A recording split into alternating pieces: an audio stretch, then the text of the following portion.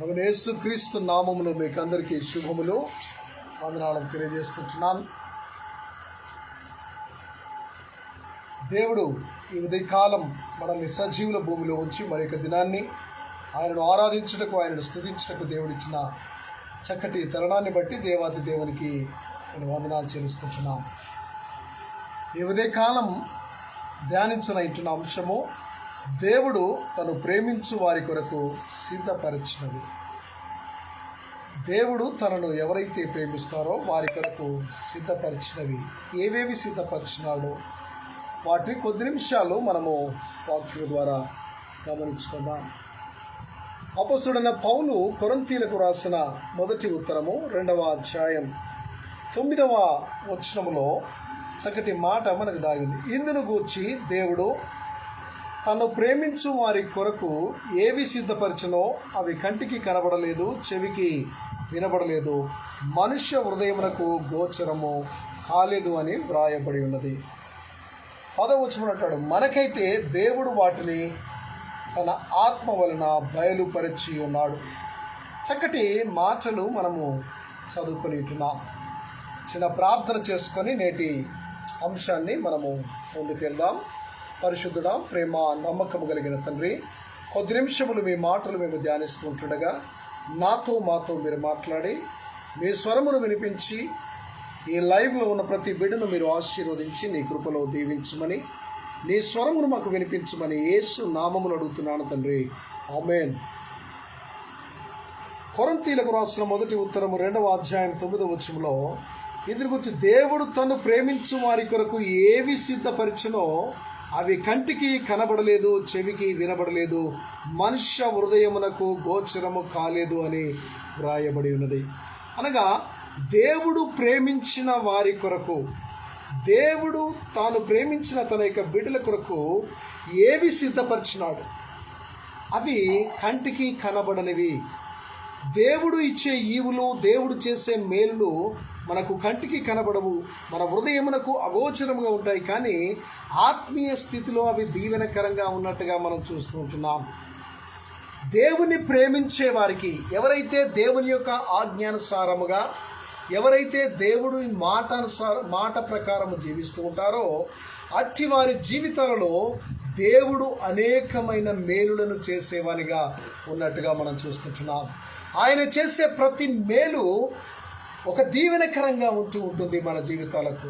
అవి మన కనులకు కనబడవు. చాలామంది అనుకుంటారు, దేవుని కొరకు నేను నిత్యము ప్రార్థన చేస్తూ ఉన్నాను, దేవుని ఆరాధిస్తూ ఉన్నాను, ఉపవాసం ఉండి దేవునికి ప్రార్థన చేస్తున్నాను, ఎంతో నిష్ఠగా దేవుని ఆరాధన చేస్తున్నాను, కానీ దేవుడు నాకు ఏ మేలు కూడా చేయట్లేదు, అసలే ప్రార్థిస్తున్నాను కానీ నా ప్రార్థనకు ప్రతిఫలము దొరకట్లేదని అనేకులు బాధపడుతూ ఉంటారు. కానీ దేవుని యొక్క మాటలను, దేవుని యొక్క ఉద్దేశములను మన జీవితంలో బయలుపరచుటకు ఆయన ఏమంటాడంటే, ఆయన ఇచ్చే ఈవులు, ఆయన చేసే మేలులు మన కంటికి కనబడవు, చెవులకు వినబడనివి, లేదా మనుష్య హృదయమునకు అగోచరము కాలేదు.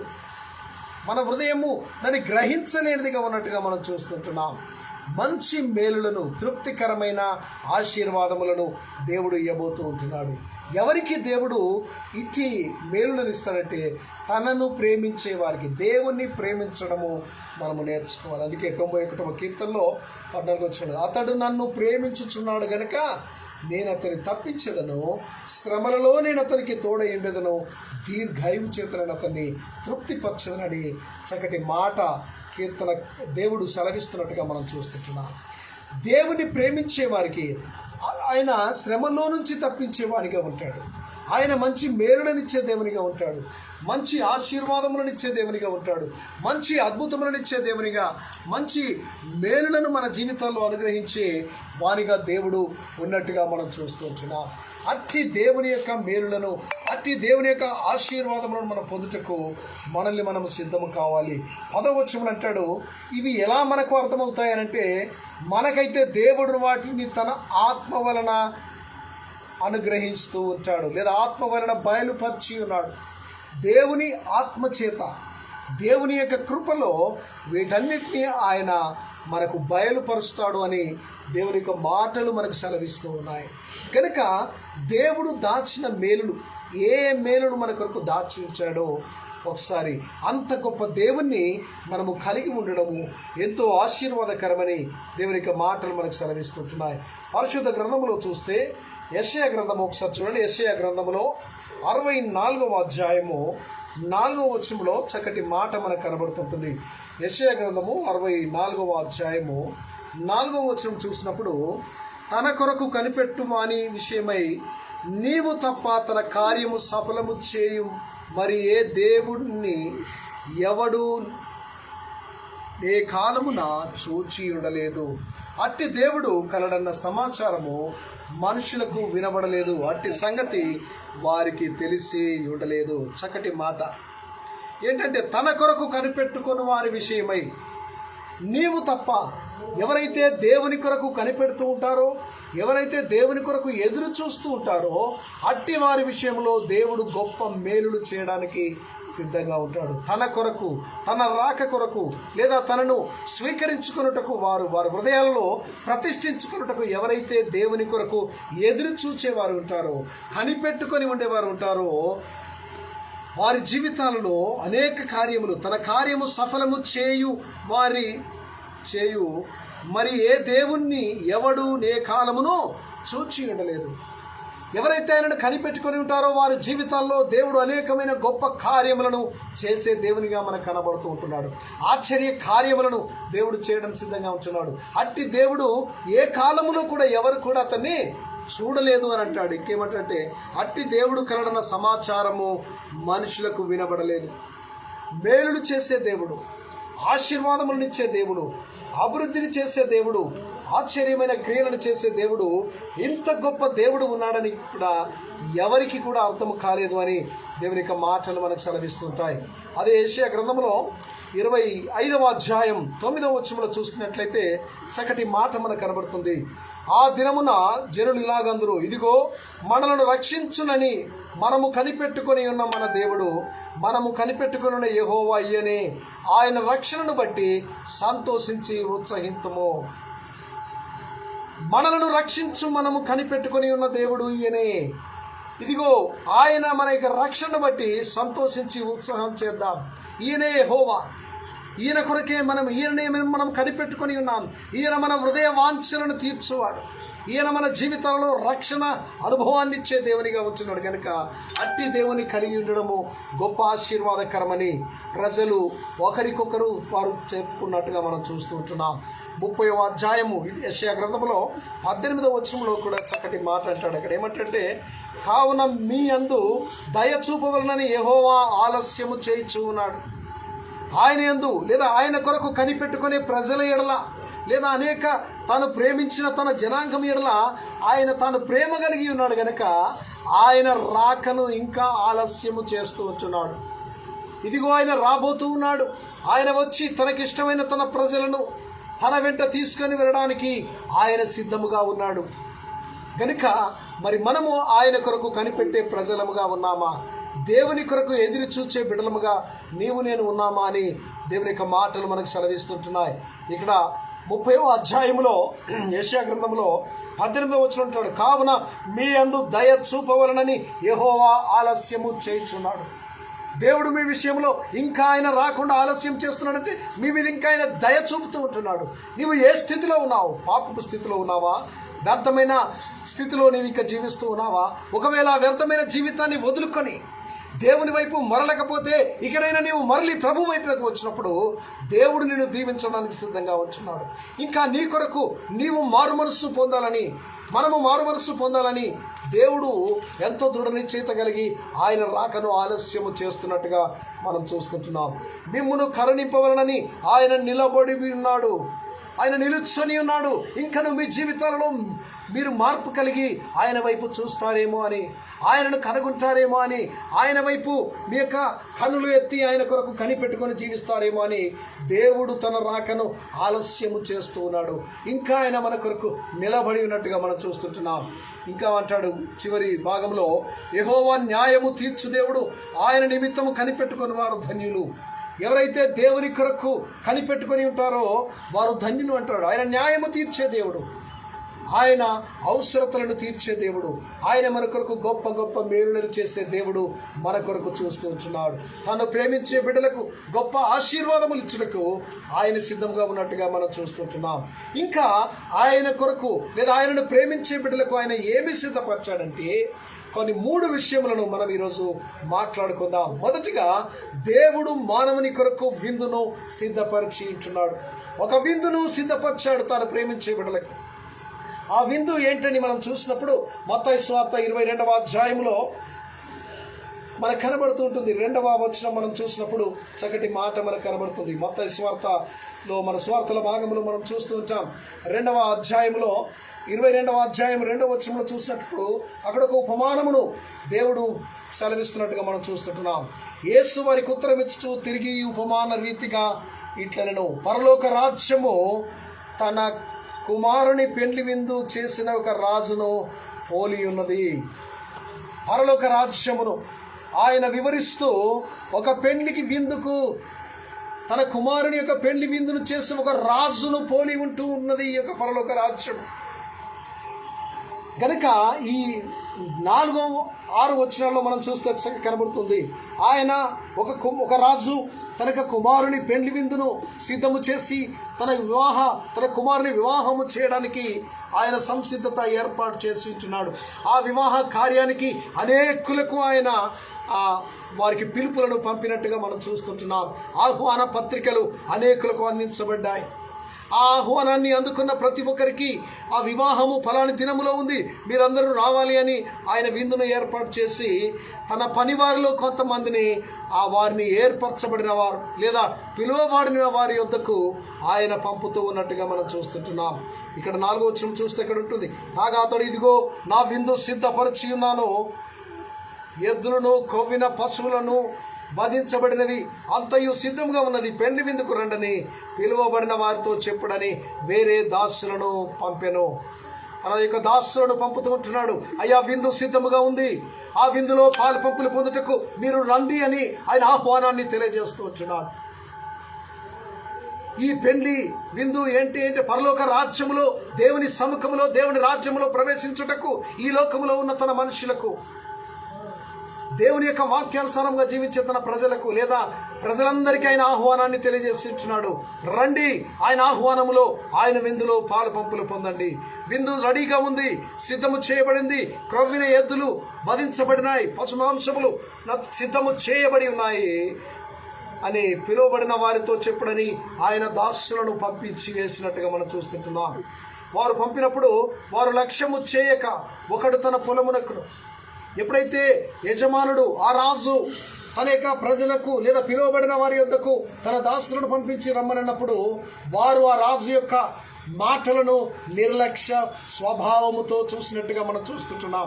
ఆ మాటలు ఎందువల్ల లక్ష్యము ఉంచుకొనలేదు. ఒకడంటున్నాడు, ఒకడు తన పొలమునకు, మరి ఒకడు తన వర్తకమునకు వెళ్ళిరి. ఒకడు తన పొలమునకు వెళుతున్నాడు, నా పొలములో పని ఉంది లేదా నా పొలము పని ఉంది కనుక నేను ఆ పొలం పనికి వెళ్తానని ఒకడు తన పొలం పనులకు వెళ్ళినట్టుగా మనం చూస్తుంటున్నాం.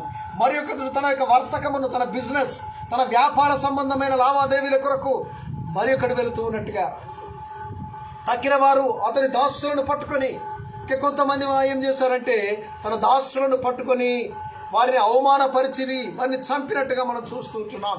పిలువబడిన వారు తన యొక్క యజమానుడు లేదా రాజు అనేకులను తన కుమారుని వివాహము చేస్తున్నాను, ఆ వివాహ విందులో మీరందరూ పాలు పంపులు పొందాలి, రండి అని ఆహ్వానము తెలియజేస్తే ఆ ఆహ్వానానికి బదులుగా వీరు అవమానపరిచినట్టుగా మనం చూస్తుంటున్నాం. పరలోకమందున్న దేవుడు దీని యొక్క సారాంశం ఏంటంటే తన యొక్క ప్రజలను తాను ఈ లోకంలో ఉండి తన యొక్క గాయపడిన లేదా తన యొక్క హస్తములు చాపి రమ్మని మనల్ని పిలుస్తూ ఉన్నాడు. ఆ మధ్యాకాశపు పెళ్లి విందులోనికి ఆయన వచ్చినప్పుడు ఆ మధ్యాకాశంలో ఎత్తబడే సంఘముగా నీవు నేను ఉండుటకు దేవుడు మనల్ని పిలుస్తూ ఉన్నాడు, తన రాజ్య నివాసులుగా మనం ఉండడానికి. కానీ మనం అనేకమైన సాకులు చెబుతున్నట్టుగా మనం చూస్తుంటున్నాం. అనేకమైన ఆయన మాటలను నిర్లక్ష్య పెడుతూ ఉన్నాం. ఆయన యొక్క మాటలను, ఆయన ఆహ్వానాన్ని మనము ప్రక్కకు త్రోసివేసి నిర్లక్ష్య స్వభావముతో మన యొక్క సొంత పనులను జరిపించుకున్నట్టుగా మనం చూస్తూ ఉంటున్నాం.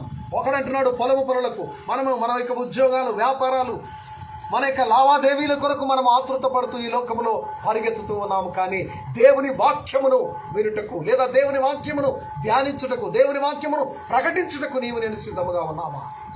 దేవుని మాటలకు నిర్లక్ష్య స్వభావమును కలిగి జీవిస్తూ ఉన్నాం. ఈ నిర్లక్ష్య స్వభావము కలిగిన వారిని దేవుడు కఠినంగా శిక్షిస్తాడు. జాగ్రత్త. ఆయన ఆహ్వానిస్తుంటున్నాడు. ఆయన ప్రేమించాడు తన ప్రజలను. ఆయన తన ప్రజలను ప్రేమించాడు గనుక అందుకే యోహాను సువార్త 3వ అధ్యాయం 16వ వచనం అంటాడు, దేవుడు లోకమును ఎంతో ప్రేమించను. ఎంత అంటే తన ప్రియ కుమారుని లోకంలోనికి పంపి ఆయన తన ప్రాణమును పెట్టినంతగా, దేవుడు తన ప్రాణాన్ని పెట్టినంతగా, ఎంతో, దానికి అవధులు లేని ప్రేమ. దైవ ప్రేమలో అవధులు లేవు, తనకి హద్దులు లేదు. హద్దులు లేకుండా తన రక్తమును కార్చినంతగా, తన యొక్క చివరి రక్తపు బొట్టు మట్టుకు మానవులను ప్రేమించినట్టుగా మనం చూస్తుంటున్నాం.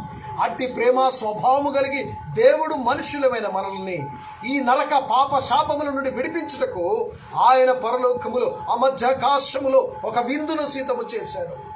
ఆ విందులో నీవు పాలు పంపులు పొందాలి అంటే, ఆ విందులో మనము ఆహ్వానించబడిన వారముగా ఉండాలి అనంటే నీవు నేను ఏ విధంగా ఉన్నాం?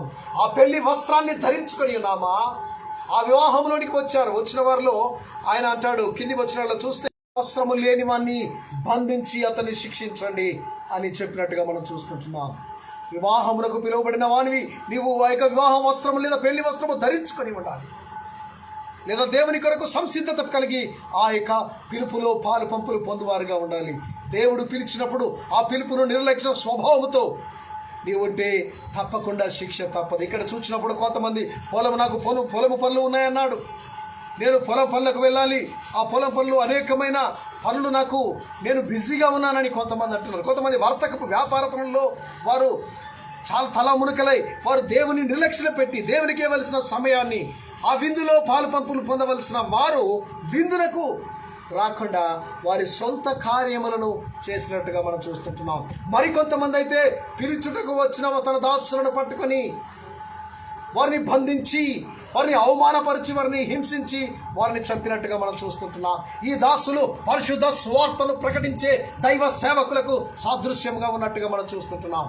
ఈ రాజు పరలోకమందున్న దేవునికి సాదృశ్యంగా ఉన్నాడు. పెళ్లి కుమారుని విందు తన యొక్క యేసు క్రీస్తు ప్రభుల వారికి సాదృశ్యముగా, సంఘం పెళ్లి కుమార్తెగా, ఆయన సంఘం వధువుగా, ఆయన వరుడుగా ఉన్నాడు. అంగీకరించలేని స్థితిలో ఉన్నారు, వాక్యమును అంగీకరించలేరు. దేవుడు నీ కొరకు నా కొరకు ఈ లోకంలోనికి వచ్చాడు అంటే ఆయనను అంగీకరించకుండా ఇంకా పాపపు స్వభావము కలిగి దేవుని నీతిని పక్కన పెట్టేసి స్వనీతిని ఆధారము చేసుకొని ఈ పాప పంకిలమైన జీవితాన్ని కలిగి దేవుని దాసులను వారిని పట్టుకొని హింసించి అవమానపరిచినట్టుగా మనం చూస్తుంటున్నాం. ఇలాంటి పరిస్థితి చేసినప్పుడు ఆ యజమానుడు ఊరుకుంటాడా అని కింది మాట్లాడతాడు. ఆ యజమానుడు వచ్చి వారిని శిక్షించి వారిని చంపివేయను, లేదా వారి తగిన శిక్షను ఆయన వారికి అనుగ్రహించినట్టుగా మనం చూస్తుంటున్నాం. ఈ గొప్ప భాగ్యమును పోగొట్టుకున్నారు. వివాహములకు పిలువబడిన నీవు నేను ఆ భాగ్యాన్ని, ఆయనలో ఆ విందులో పాలపంపులు పొందవలసిన ఆ గొప్ప భాగ్యాన్ని వారు పోగొట్టుకున్నట్టుగా మనం చూస్తుంటున్నాం. కనుక జాగ్రత్త, దేవుని రాకడ సమీపముగా ఉంది. ఆయన రాబోతున్నాడు. ఆ రాబోతున్న ప్రభువును కొరకు ఎదురు చూసే సంఘముగా నీవు నేను ఉన్నామా? ఎలాంటి స్థితిలో దేవుని ఎదురు చూస్తున్నాం? ఎలాంటి స్థితిలో దేవుని కొరకు మనము ఆశ కలిగి ఉన్నాం? ఒకసారి చూడండి, మత్తయి సువార్త 25వ అధ్యాయంలో మొదటి 11, 12 వచనాలు చూసినట్టయితే అక్కడ ఒక 2 గుంపులు మనకు కనబడుతున్నట్టుగా మనం చూస్తుంటున్నాం. 2 రకాల ప్రజలు మనకు కనబడుతున్నారు. అక్కడ ఏంటంటే, అంతటా తలుపు వేయబడెను. తర్వాత తక్కిన కన్యకలు వచ్చి, అయ్యా మాకు తలుపు తీయమని అడగగా అతడు, మిమ్ము నేను ఎరగను, మీతో నిశ్చయముగా చెప్పుచున్నానన్ను 12వ వచనం అంటాడు. మీరెవరో నాకు తెలియదు. ఇక్కడ 2 రకాల ప్రజలు, ఒకరు బుద్ధి గల కన్యకలు, బుద్ధి లేని కన్యకలు. 10 మంది కన్యకల యొక్క ఉపమానమును యేసు క్రీస్తు ప్రభుల వారు తన పరలోక రాజ్యమును గూర్చి లేదా పెళ్లి కుమారుని గూర్చిన ఆ యొక్క సాదృశ్యమును ప్రజలకు వివరిస్తున్నట్టుగా మనం చూస్తుంటున్నాం. పెళ్లి కుమారుడు రాబోతున్నాడు, ఆయనను ఎదుర్కోవాలి. ఆయన ఏ గడియలో వస్తాడో తెలియదు. ఆయన రాత్రి జాములయందు ఆయన వచ్చినప్పుడు ఆయనను ఎదుర్కొనుటకు సిద్ధముగా ఉండవలసిన వారు ఈ కన్యకలు ఆ పెళ్లి కుమారుని కొరకు సిద్ధముగా ఉండాలి. కానీ వీరు ఏమైపోయారంటే, సంసిద్ధమైన జీవితము, సిద్ధపాటు వారి జీవితాల్లో కరువైనట్టుగా మనం చూస్తుంటున్నాం. 5 సిద్ధపడి ఉన్నారు. ఈ 10 మంది తమ దివిటీలను తెచ్చుకున్నారు, తమ యొక్క దీపములు తెచ్చుకొని వారు పెట్టుకొని ఉన్నారు. ఇదిగో మంచి నిద్రించినారు. లేదా వారు ఆ రాత్రి జాముల యందు ఉన్నప్పుడు ఇదిగో పెళ్లి కుమారుడు వస్తున్నాడని పిలుపు వారికి వినబడినప్పుడు లేచి తమ దివిటీలను వెలిగించుకున్నారు. 10 మంది వెలిగించుకున్నారు, కానీ 5 దివిటీలలో నూనె ఉంది, 5 దివిటీలలో నూనె లేనట్టుగా మనం చూస్తుంటున్నాం. ఆత్మతో నింపబడిన వారు 5 అయితే ఆత్మతో నింపబడని ప్రజలు 5గా ఉన్నట్టుగా మనం చూస్తుంటున్నాం. దేవుని పరిశుద్ధాత్మకు నిలయముగా వారి హృదయాలు లేవు. వారి సంసిద్ధత వారి జీవితాలలో కొరవుగా ఉన్నట్టుగా మనం చూస్తుంటున్నాం. సిద్ధపాటు లేదు. పెళ్లి కుమారుడు వస్తాడని తెలుసు, రాత్రి జాముల యందు వస్తాడో, ఆయన ఏ గడియలో వస్తాడో తెలియదు, కానీ వారి దివిటీలను వారు నూనెతో నింపుకోవలసిన వారు నూనెతో వారి దివిటీలు నింపుకొని వారు అన్నారు. అప్పుడు ఈ 5 వారిని అడిగినప్పుడు వారు మాకే సరిపోదు ఈ నూనె అన్నప్పుడు సిద్ధెలలో నూనె వారు వెళ్ళేసి కొనుక్కొని వచ్చే సమయానికి పెళ్లి కుమారుడు వచ్చాడు. ఆయన వచ్చి ఆ గృహంలోనికి ప్రవేశించాడు. అంతటా తలుపు వేయబడినట్టుగా మనం చూస్తూ ఉంటున్నాం. ఈ 11వ వచనం చూసినప్పుడు అంతటా తలుపు వేయబడను. తర్వాత తక్కిన కన్యకలు వచ్చి అయ్యా అయ్యా మాకు తలుపు తీయమని అడగగా వారు వచ్చి తలుపు తీయమంటున్నారు. అయ్యా మాకు తలుపు తీయండి, ఇదిగో మేము వచ్చాము, మిమ్మల్ని ఎదుర్కొనుటకు వచ్చాము, మీ కొరకు దినమంతయు కాచుకొని ఉన్నాం, మిమ్మల్ని ఎదుర్కోవాలని వచ్చాము, మా దివిటిలో నూనె లేక మేము వెళ్ళి కొనుక్కొని మళ్ళీ దివిటిలు వెలిగించుకొని వచ్చేసరికి ఆలస్యమైందని అతని ఎదుట మొరపెడుతున్నట్టుగా మనం చూస్తుంటున్నాం. ఈ 12వ వచనంలో అంటాడు, అతడు మిమ్ము నెరగను, మీతో నిశ్చయముగా చెప్పుచున్నాను, మీరెవరో నాకు తెలియదు. తలుపు వేయబడింది, తలుపు వేయబడక ముందే నీవు సిద్ధపడవలసినది. పెళ్లి కుమారుడు రాకముందే నీవు సిద్ధంగా ఉండాలి. క్రైస్తవ సంఘమా, క్రైస్తవ కుటుంబమా, క్రైస్తవ ప్రజలారా, దేవుడు ఈరోజు ఆయన రాబోతూ ఉన్నాడు. మహిమ కలిగిన రాజు పెళ్లి కుమారుని రీతిగా ఆయన రాబోతున్నాడు. సంఘ వధువు ఏ విధంగా ఉంది? ఆ పెళ్లి కుమారుని ఎదుర్కొనే పరిస్థితిలో నీవు ఉన్నావా? లేదా బుద్ధి లేని కన్యకల వలె నీ దివిటీలలో నీ సిద్ధెలలో నూనె లేదా? ఒకవేళ లేకపోతే నీ జీవితము వ్యర్థమే. నీవెన్ని బోధలు చేసినను, ఎంత ఉపవాస ప్రార్థనలు చేసినను, ఎంత వాక్యము వల్లించినను, ధ్యానించినను, ఎన్నో ప్రగాఢముగా గొప్పలు చేసినను, దశమ భాగములు దేవునికి కానుకలు సమర్పించినను, ఎన్ని చేసినా అంత వ్యర్థమే నీ జీవితము. ఎందుకంటే ఆయన వచ్చినప్పుడు ఆయన కొరకు సిద్ధముగా ఉన్నావా? నీ సిద్ధలలో నూనె నింపబడి ఉందా? నీ దివిటీలు వెలుగుతూ ఉన్నాయా? ఆరిపోయిన దివిటీలుగా ఉన్నాయా? ఆ 5 అయితే సిద్ధపాటు కలిగి ఉన్నారు. వారు దివిటీల్లో నూనెను నింపుకున్నారు. వారు పెళ్లి కుమారుని రాకలో పెళ్లి కుమారుని ఎదుర్కొన్నారు. ఎత్తబడే సంఘములో వారు ఉన్నారు. ఈ సాదృశ్యము క్రైస్తవ సంఘములకు సాదృశ్యంగా ఉంది. పెళ్లి కుమారుడు యేసు క్రీస్తు వారి 2వ రాకడకు సూచనగా ఉన్నట్టుగా మనం చూస్తూ ఉంటున్నాం. విడిచిపెట్టబడిన ప్రజలు 5 విడిచిపెట్టబడ్డారు. 5 పెళ్లి కుమారునితో ఆయనను కలుసుకొని కనిపెట్టి ఎదుర్కొని ఆయనతో కలిసి ఆ విందులో పాలు పంపులు పొందినట్టుగా మనం చూస్తూ ఉంటున్నాం. ఆహ్వానించబడిన నీవు ఆహ్వానములో పాలు పంపులు పొందకపోతే ఎంత భయంకరం! ఒకవేళ విడిచిపెట్టిన ప్రజల్లో ఉంటే ఎంత భయంకరమైన పరిస్థితి! నరకములో అగ్ని ఆరదు, పురుగు చావదు, జాగ్రత్త. ఆ భయంకరమైన నరకాగ్నిలో మనము నశించిపోవడం కంటే ప్రభు యొక్క మార్గములో ఎదిగే క్రైస్తవ కుటుంబముగా ఉండాలి. దేవుని మాటలను అంగీకరించు వారముగా ఉండాలి. దేవుని పిలుపును అంగీకరించి ఆయన వాక్యములో, ప్రార్థనలో, విశ్వాసములో ఆయన కొరకు కనిపెట్టి ఆయన కొరకు ఎదురు చూసే బిడ్డలముగా ఉండాలి. దేవుడు నీ కొరకు నా కొరకు ఇంకా ఆలస్యం చేస్తున్నాడు. ఆయన రాకను ఇంకా ఆలస్యం చేస్తున్నాడు. ఇంకా నిలబడి తన దయా కనికరాన్ని చూపెడుతున్నాడని యెషయా గ్రంథం 30వ అధ్యాయం 18వ వచనంలో మనం చదువుకున్నాం. దేవుడు ఎదురు చూస్తూ ఉన్నాడు. ఇంకా నీ కొరకు మన కొరకు ఆయన ఆలస్యం చేస్తూ ఉన్నాడు. జాగ్రత్త. దేవుని యొక్క ఆ యొక్క విందులో మనము పాలు పంపులు పొందువారంగా ఉంచున్నామా? సిద్ధపాటు కలిగిన జీవితాన్ని మనము కలిగి ఉన్నామా? ఒకసారి ఆలోచన చేసుకోవాలి. 2వదిగా దేవుడు మన కొరకు రక్షణను సిద్ధపరిచి ఉంటున్నాడు. మొదటిదిగా పెళ్లి విందును సిద్ధపరిచాడు. 2వదిగా ఆయన రక్షణ సిద్ధపరిచాడు. దేవుడు మనకు తన ఏకైక కుమారుని ఈ లోకంలోనికి పంపించి తన ప్రాణమును బలిదానముగా చేసి ఆయన తన రక్షణ ప్రణాళికను ఈ లోకములో ప్రచురపరిచినట్టుగా బయలుపరిచినట్టుగా మనం చూస్తూ ఉంటున్నాం. లూకా సువార్త 19వ అధ్యాయం 10వ వచనం అంటాడు, నశించిన దానిని వెదికి రక్షించుటకు మనుష్య కుమారుడు ఈ లోకములోనికి వచ్చెను. ఎవరైతే నశించిపోతున్నారో, ఎవరైతే పడిపోయి తెగిపోయిన దైవ మానవ సంబంధములను తిరిగి సమకూర్చుటకు యేసుక్రీస్తు ప్రభు ఈ లోకంలోనికి వచ్చి తన ప్రాణమును కలవరి శిలువలో బలిదానంగా చేశాడు. ఎవరు కూడా నశించిపోవడం ఆయనకి ఇష్టం లేదు. ఎవరు కూడా పడిపోవడం ఆయనకి ఇష్టం లేదు. అందరూ అంతటా రక్షణ పొంది క్రీస్తు ప్రణాళికలో వారు ఆయన యొక్క పెళ్లి విందులో పాలు పంపులు పొందాలని దేవుడు ఉద్దేశమును కలిగినట్టుగా మనం చూస్తుంటున్నాం. ఆయనను ఒప్పుకుంటే చాలు మన జీవితాలు, మన కుటుంబాలు రక్షణ పొందుతాయి. అపొస్తలుల కార్యములు 16వ అధ్యాయం 31వ వచనం అంటాడు, అందుకు వారు ప్రభువైన యేసునందు విశ్వాసం ఉంచుము. ఆయన అంటారు, అయ్యా మేము రక్షణ పొందుటకు నేనేమి చేయవలను అని ఆ యొక్క జైలు అధికారి వారు అడుగుతూ ఉన్నప్పుడు ఇక్కడ పౌలు శీలులు వారు చెప్తూ ఉంచిన మాటలు, అయ్యా నీవు చేయవలసింది ఏమీ లేదు, అంతయు నీ కొరకు యేసు ప్రభుల వారు చేశాడు. ఆయన రక్షణను కలవరి శిలువలో నీ కొరకు ప్రాణమును బలిదానంగా చేసి రక్షణ సిద్ధము చేశాడు. నీ కొరకు గొప్ప మేలులను చేయుటకు దేవుడు అన్నీ సిద్ధం చేశాడు. నీవు స్వీకరించడమే ఆలస్యం. నీవు చేయవలసిన పని ఏంటంటే, అందుకు వారు ప్రభువైన యేసునందు విశ్వాసముంచుము. యేసు క్రీస్తు నిజమైన దేవుడని, ఆయన నా కొరకు చనిపోయాడు, నా కొరకు తిరిగి లేచాడు, నా కొరకు పునరుద్ధానుడై లేచాడు, రాబోతున్నాడని నీవు నమ్మితే చాలు అంటాడు. అప్పుడు నీవును నీ ఇంటి వారును రక్షణ పొందుదురని చెప్పాను.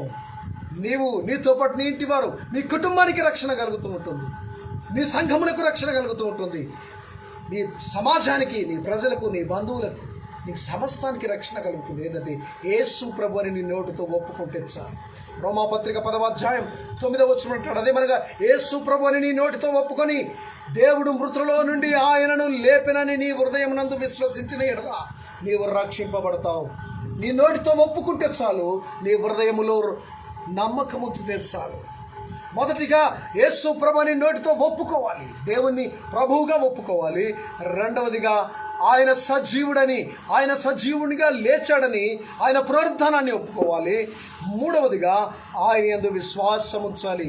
ఎప్పుడైతే ఈ 3 కార్యాలు మనం చేస్తామో అప్పుడు మన జీవితాలు రక్షించబడతాయి, మన కుటుంబాలు రక్షణకు పునాదులుగా ఉంటాయని దేవుని మాటలు సెలవిస్తుంటున్నాయి. అందుకే సిమియోను భక్తుడు యేసు క్రీస్తు ప్రభువు వారు జన్మించినప్పుడు తల్లి అయిన మరియమ్మ యెరూషలేము దేవాలయానికి తీసుకొని వచ్చినప్పుడు పరిశుద్ధాత్మతో నింపబడిన వాడై ఆయన ఒక మాట అంటాడు. చూడండి ఏమంటాడంటే, లూకా సువార్త 2వ అధ్యాయము 32వ వచనం అంటాడు, నీవు సకల ప్రజల ఎదుట నీ రక్షణ సిద్ధపరిచిన రక్షణను నేను కన్నులారా చూచితిని. ప్రవచన నేత్రములతో పరిశుద్ధాత్మతో ప్రేరేపించబడిన వాడై సిమియోను భక్తుడు తన యొక్క ప్రాంతా నిన్ను చూచుటకు నేను ధన్యుడను అని ప్రభువును కొనియాడుతూ ఆ శిష్యువును చేతిలో పట్టుకుని అంటాడు, నీవు సకల ప్రజల ఎదుట సిద్ధపరిచిన రక్షణను నేను కన్నులారా చూచితిని. దేవుడు రక్షణ సిద్ధపరిచాడు. ఆ రక్షణను స్వీకరించవలసిన బాధ్యత మన పైన ఉంది. నీవు రక్షణ సిద్ధపరచుటకు లేదా స్వీకరించాలంటే ధనము వెచ్చించాల్సిన అవసరం లేదు, లేదా ధనధాన్యములు. ఆ పాత కాలములో, పోపు కాలములోనట పాప పరిహార పత్రికలు అమ్మేవారు. ధనముతో వారు ఏ పాపం చేశామంటే ఆ పాపమునకు సరిపడ ధనము సమకూర్చి పాప పరిహార పత్రికలు కొనుక్కునేవారట. కొనుక్కుంటే పాపమునకు ప్రాయశ్చిత్తం కలుగుతుందని. అది ఏది జరగదు. కానీ యేసునందు విశ్వాసం ఉంచితే చాలు. నీవు డబ్బును వెచ్చించాల్సిన అవసరం లేదు, నీ యొక్క ధనమును దేవునికి ఇవ్వాల్సిన అవసరం లేదు. కానీ నోటితో నీవు ఒప్పుకొని ఆయన పునరుద్ధానుడని విశ్వసించి ఆయన హృదయమందు ఆయనను విశ్వసించితే చాలు, నీ జీవితాల్లో రక్షణ కలుగుతుందని దేవుని మాటలు సెలవిస్తుంటున్నాయి. ఆయన సిద్ధపరిచిన రక్షణలో మనము పాలు పంపులు పొందువారముగా ఉండాలని దేవుడు కోరుతూ ఉంచున్నాడు. ఇక్కడ చక్కటి మాట 26-32 వచనాలను మనం చక్కగా కనబడుతుంది. దేవుడు మానవుని కొరకు మూడవదిగా భోజనమును సిద్ధపరిచి ఉంటున్నాడు. ఒకటి, ఆయన మన కొరకు విందు సిద్ధపరిచాడు. రెండవదిగా రక్షణ సిద్ధపరిచాడు. మూడవదిగా భోజనము సిద్ధపరచడం. దేవుడు మానవులకు ఆయన అంటున్నాడు, జీవాహారమును నేనే పరలోకము నుండి దిగి వచ్చిన. ఒకప్పుడు మన పితరులు అరణ్యములో మన్నాను భుజించిరి. చక్కటి మాట. జీవాహారముగా యేసు ప్రభుల వారే ఆయన పరలోకములో నుంచి భూలోకమును దిగవచ్చినట్టుగా మనం చూస్తుంటున్నాం. మన పితరులు అరణ్యములో పరలోకము నుండి వచ్చిన మన్నాను భుజించను వారు మరణించారు. కానీ ఈ జీవాహారమును తిన్నవాడు ఎన్నటికీ మరణించడని దేవుని యొక్క మాటలు సెలవిస్తుంటున్నాయి. నిర్గమకాండము 16వ అధ్యాయం 35-36 వచనాలు చూస్తే, ఇశ్రాయేలు నివసింపవలసిన దేశమునకు తాము వచ్చి 40 ఏండ్లు మన్నానే తినుచుండిరి. వారు పరలోకమందున్న మన్నాను వారు ప్రతిదినము నిత్యము తిన్నారు. కానీ వారు మరణానికి పాత్రులుగా అయిపోయినట్టుగా మనం చూస్తుంటున్నాం. జీవాహారమైన యేసు ప్రభుని వారిని ఎవరైతే భుజిస్తారో అట్టివాడు చనిపోడు. వాడు ఆత్మీయ స్థితిలో వాడు సజీవుడిగా ఉంటాడు. వారి జీవితంలో ఆత్మీయత బలపరచబడుతూ ఉంటుంది. ఆయన మన కొరకు ఆ పరలోకము నుండి ఆయన తన శరీరమును మనకు అప్పగించాడు.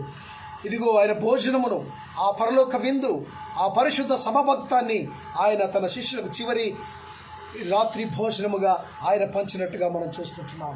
ఆయన చేతిలో లేదా రొట్టెలో లేదా ద్రాక్ష రసములో ఆ రక్తంలో పాలు పంపులు పొందినవాడు వాడు ధన్యుడు అని దేవుని యొక్క మాటలు మనకు సెలవిస్తున్నట్టుగా మనం చూస్తుంటున్నాం. ఆయన మన యొక్క జీవితాలలో మనకు భోజనమును సిద్ధపరిచాడు. అందుకే 23వ అధ్యాయం 5వ వచనం అంటాడు, నా శత్రువుల ఎదుట నీవు నాకు భోజనము సిద్ధపరిచి ఉన్నావు, నూనెతో నా తలను అంటి ఉన్నావు. కీర్తనకారుడు అంటాడయ్యా, ఎవరు నా శత్రువుల ఎదుట నీవు నాకు భోజనమును సిద్ధపరిచావు, నూనెతో నా తలను అంటి ఉన్నావు, నన్ను అభిషేకించావు. భోజనమునిచ్చు దేవుడు, అభిషేకించు దేవునిగా ఆయన మనకు కనబడుతున్నట్టుగా మనం చూస్తుంటున్నాం. దేవుడు మన కొరకు జీతమును సిద్ధపరిచి ఉంటున్నాడు. 4వదిగా దేవుడు మనకు జీతమును సిద్ధపరిచి ఉంటున్నాడు. పనివాడు జీతమునకు పాత్రుడు, నూర్చడి ఎద్దు మూతికి కళ్యము పెట్టవద్దు అని దేవుని యొక్క మాటలు మనకు సెలవిస్తూ ఉంటున్నాయి. కొరింథీయులకు రాసిన 1వ ఉత్తరం 3వ అధ్యాయం 14వ వచనం అంటాడు, పునాది మీద ఒకడు కట్టిన పని నిలిచిన ఎడల వాడు జీతమును పుచ్చుకొనును. పునాది మీద ఒకడు కట్టిన పని నిలిచి ఉన్న ఎడల, ఎవడైనను ఒక గృహ నిర్మాణము లేదా ఒక నిర్మాణమును చేపట్టినప్పుడు అతడు పునాది వేసి ఒకడు కట్టిన పని నిలిచి ఉన్న ఎడల వాడు జీతమును పుచ్చుకొను, లేదా వాడు జీతమునకు పాత్రుడు అగును అని దేవునికి మాటలు సెలవిస్తున్నాయి. జీతమునకు పాత్రుడు కావాలంటే మనము చేసిన క్రియలను బట్టి దేవుడు మనకు తన ప్రతిఫలము ఇవ్వబోతూ ఉంటున్నాడు. ప్రకటన గ్రంథము 22వ అధ్యాయం 12వ వచనం అంటాడు, ఇదిగో త్వరగా నేను రాబోచున్నాను, వాని క్రియల చొప్పున ప్రతి వానికిచ్చుటకును నేను సిద్ధపరిచిన జీతము నా యుద్ధ ఉన్నది. ఆయన రాబోతున్నాడు. యేసు ప్రభుల వారు రావడానికి సిద్ధంగా ఉన్నాడు. నీకు కలిగిన రక్షణను నీవు గట్టిగా పట్టుకొని ఉన్నావా? నీవు విశ్వాసములో స్థిరముగా ఉన్నావా? దేవుని యందు నమ్మకము కలిగి ఆయన వచ్చినప్పుడు ఆయనతో కలిసి సంఘముగా ఎత్తబడే కుటుంబముగా పెళ్లి కుమారుని ఎదుర్కొనే ఆ యొక్క గుంపులో నేను ఉన్నామా? ఒకసారి ఆలోచన చేసుకోవాలి. ఆయన రాబోతున్నాడు. వాని క్రియల చొప్పున నీవు ఈ లోకంలో ఏ పని చేశావు? ఎలాంటి పని? ధర్మ కార్యాలా లేదా పాపపు కార్యాలా లేదా దేవుని యొక్క స్వార్థను ప్రకటించడంలో నీ బాధ్యత ఎంతవరకు నీవు బాధ్యత నిర్వర్తించావు? వాటన్నిటికీ వాని క్రియల చొప్పున దేవుడు ప్రతిఫలం ఇచ్చటకు సిద్ధముగా ఉన్నాడు. వాని క్రియల చొప్పున ఆయన తన జీతమును సిద్ధపరిచినాడు. ఇదిగో ఆ జీతము తీసుకొని రావడానికి సిద్ధంగా ఉన్నాడు. మనం జాగ్రత్తగా ఉండాలి. 5వదిగా అంటాడు, దేవుడు మన కొరకు స్థలము సిద్ధపరచును. ఆయన సిద్ధపరిచిన స్థలములో నేను ఉండుటకు మనం సిద్ధపడుతూ ఉంటున్నామా? ఆయన వెళుతున్నాడు. ఆయన వెళుతుంటాడు, నేను మీ కొరకు స్థలము సిద్ధపరచవలచున్నాడు, మీ హృదయములను కలవరపడనీయకండి, గర్వనీయకండి అంటాడు. యోహాను సువార్త 14వ అధ్యాయంలో శిష్యులు అంటున్నారు, అయ్యా నీవు వెళితే మరి మా జీవితాలు ఏంటి? మేము ఆ సమస్తమును విడిచి మా ఉద్యోగములు, మా వ్యాపారములు లేదా మా యొక్క జీవనోపాధిని మేము వదులుకొని నేను వెంబడించి ఉంటున్నాము, రేపు మా బ్రతుకు ఏంటి అని వారి ఆలోచన విధానములో మార్పు కలిగినట్టుగా చూస్తుంటున్నాం. వెంటనే గ్రహించిన యేసు ప్రభుల వారు అంటున్నారు, మీ హృదయములను వెరవనీయకండి, మీరు భయపడకండి, ఇదిగో నేను మీ కొరకు స్థలము సిద్ధపరచవెలుచున్నాను, నేను ఉండు స్థలములో మీరు ఉండులాగిన నేను మీ కొరకు స్థలమును సిద్ధపరిచి వెళుతున్నానని 14వ అధ్యాయం యోహాను సువార్త 2-3 వచనాల్లో అనేక నివాసం నా తండ్రి ఇంట అనేక నివాసములు కలవు, లేని ఎడల నేను మీతో చెప్పుదును, మీకు స్థలము సిద్ధపరచవెలుచున్నాను నేను మీకు అని ఆయన సెలవిస్తున్నట్టుగా ఆయన ఉండు స్థలములో మీరును ఉండలాగిన లేదా మనం ఉండినట్టు ఆయన మన కొరకు స్థలము సిద్ధపరచడానికి ఆయన తండ్రి యొద్దకు వెళ్ళినట్టుగా మనం చూస్తుంటున్నాం. కొరింథీయులకు రాసిన 2వ ఉత్తరం 5వ అధ్యాయం 1వ వచనం అంటాడు, భూమి మీద ఉన్న మన గుడారమైన ఈ నివాసము శిథిలమైపోయినను చేతి పని కాక దేవుని నివాసము చేతి పని కాక దేవుని చేత కట్టబడినది నిత్యమునైన నివాసము పరలోకమందు మనకున్నదని ఎరుగుదుము. ఈ భూమి మీద కట్టుకున్న గృహములు అవి ఎంత పునాదులు వేసినను, ఎంత పెద్ద సౌకర్యవంతముగా గొప్ప భవనములు మనము నిర్మించుకున్నను అవి శిథిలమైపోతాయి. ఒక దినం అవి పతనమైపోతాయి, ఒక దినం అవి పడిపోతాయి. కానీ చేతి పని కాక దేవుని చేత కట్టబడినదియు నిత్యమునైన నివాసము మనకు పరలోకమందున్నది. పరలోకమందు దేవుడు మనకు సిద్ధపరిచినాడు. ఆ నివాసములో మనం ఉండుటకు ఈ లోకములో మనము రక్షణ, విశ్వాసము, నిరీక్షణ కలిగి క్రీస్తునందు, ఆయన సజీవుడు, నా కొరకు చనిపోయాడని యేసునందు విశ్వాసం ఉంటే చాలు, నీవును నీ కుటుంబము రక్షించబడుతుంది. కనుక అట్టి రక్షణను కలిగిన బిడ్డలుగా ఉండాలి. దేవుడు సిద్ధపరిచిన ఆ స్థలములో, ఈ లోక సంబంధమైన స్థలము క్షయమైనది కానీ అక్షయమైనది, వాడబారనిదినైనా ఆ నిత్య రాజ్యమునకు మనము ప్రవేశించుటకు మనం ఈ లోకములో మన దేవుని ప్రేమించడము నేర్చుకోవాలి. దేవుని వాక్యమును గైకొని, వాక్యమును ధ్యానించి, వాక్యానుసారమైన జీవితాన్ని జీవిస్తూ, ఆయన వచ్చినప్పుడు ఆయనను ఎదుర్కొని, ఆయనను కలుసుకొని, ఆయనతో కలిసి ఆ పరలోక నిత్య నివాసములో పాలు పంపులు పొందు దేవుని బిడలంగా ఉండాలని దేవుడు కోరుతుంటున్నాడు. నేటి క్రైస్తవ సంఘమా, బిడలారా, మన స్థితి ఏ విధంగా ఉంది? మనము ఏ విధంగా ఉంటున్నాం? దేవుని ఎదుర్కొనే బిడలంగా ఉంటున్నామా? దేవుడు మన కొరకు విందును సిద్ధం చేశాడు. ఆ విందు ఆహ్వానములో పాలు పంపులు పొందుతున్నామా? లేదా దేవుడు నా కొరకు రక్షణ సిద్ధము చేశాడు, ఆ రక్షణను పొందుకొనుటకు నీవు నేను ఆయుధపడుతున్నామా? లేదా సాకులు చెప్పి దేవుని నుండి తప్పిపోయి పారిపోతున్నామా? సిద్ధులలో నీకు నాకు నూనె లేకపోతే దేవుని ఎదుర్కోలేము, ఆయనను కలుసుకోలేము. అందుకే ఒక భక్తుడు అంటాడు, యేసయ్యో దివిటీలున్నాయి, ఎట్లా పోదును ఎదురుగా? యేసు స్వామి వచ్చిన వేళ నేను ఎట్లా పోదును ఎదురుగా? నేను ఎదుర్కొనే ధైర్యం, నేను ఎదుర్కొనే దమ్ము మనకుందా? యేసయ్యో దివిటీలు, ఆ వెలుగును చూచి వెలుగును తాకే పరిస్థితులు మాకున్నాయా అనే భక్తుడు ఒక పాట పాడుతూ ఉంటున్నాడు. కనుక మనము మన జీవితంలో ప్రభువును కలిగి ఆయన కొరకు జీవించి, ఆయన యొక్క రక్షణ ప్రణాళికలో నీవు నేను ఉండి వాటిని అనుభవించి, ఆయన సిద్ధపరిచిన స్థలములో మనము నివాసం ఉండి ఆయనతో కలిసి ఆనందముగా, సంతోషంగా పరలోక రాజ్యములో ముందుకు కొనసాగుటకు పరిశుద్ధాత్మ దేవుడు మనకు సహాయమును అనుగ్రహించునుగాక. ఆమేన్.